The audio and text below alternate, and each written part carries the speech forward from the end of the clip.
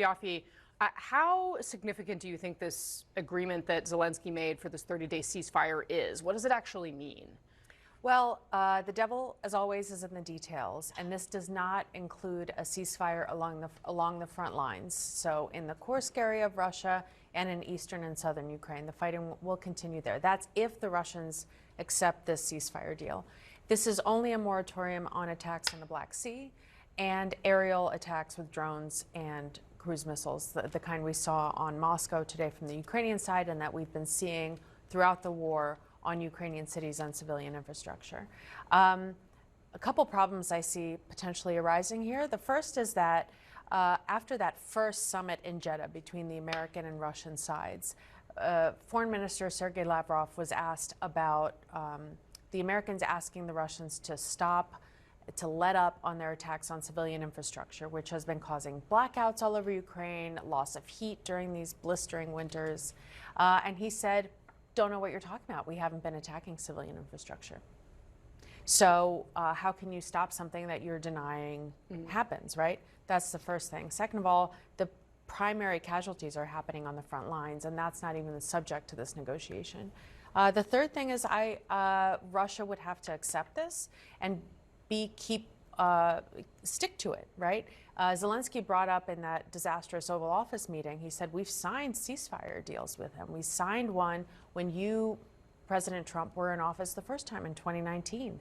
And look at where we are now. I think all of this gets back to the travesty and the tragedy of pushing the victim in this war to stop fighting and saying the war will stop as soon as the victim stops fighting back, right?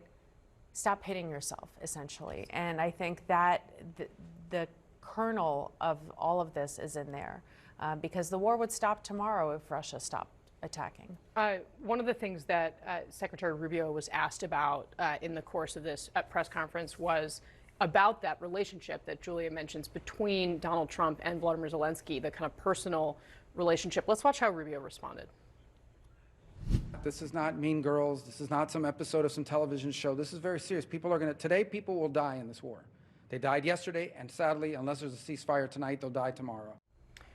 Bill Stepien, what is your understanding of the relationship between Trump and Zelenskyy? And Rubio says this is not a television show. I mean, with all due respect, Donald Trump understands, you can say it in a negative way toward him and that he treats sometimes politics like a television show, but you can also say he understands the power of television and he uses it to his great political advantage. How do those things kind of really affect what Rubio correctly says is an extraordinarily serious topic? You correctly referenced devil being in the details. I think we're all in a world these days where we rush to judgment, right? We saw that Oval Office meeting and we all made judgments about what's happening and what it meant. We panned Donald Trump, what a disaster.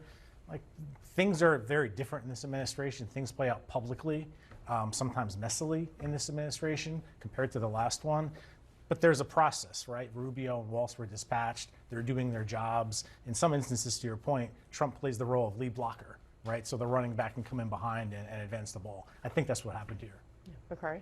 I mean, I think that if anyone has faith in any members of this administration, Democrats and Republicans alike, they would probably rank Rubio probably near the top. And I don't know if that means the bar is low, but there is at least a glimmer of hope when you see Marco Rubio out there giving the reins and able to do these things. Yeah, I think even Democrats see him as a serious player. He's definitely, we may disagree on policy, but at least he's not embarrassing the United States of America on the world stage, and he's someone who carries that level of gravitas. But what I do believe is one of the missteps that came out of that meeting, and something you've been seeing over the last week, is a new confident and emboldened Zelenskyy on the world stage. Because when you look at his approval rating back in Ukraine, it's above 60%. Even those people who have been detractors for years have said they like the way that Zelenskyy has stood up for his people in this battle against Donald Trump.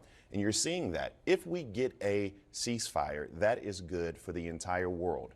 That is something that we have to be sure. And I'm just hopeful that Donald Trump has his friend on the main line, because we know he's extremely close to Putin, and they're doing this knowing Putin will agree to it. And my hope is that what the Trump administration will now do is be very clear that the ball is in Russia's court. They need to take action here.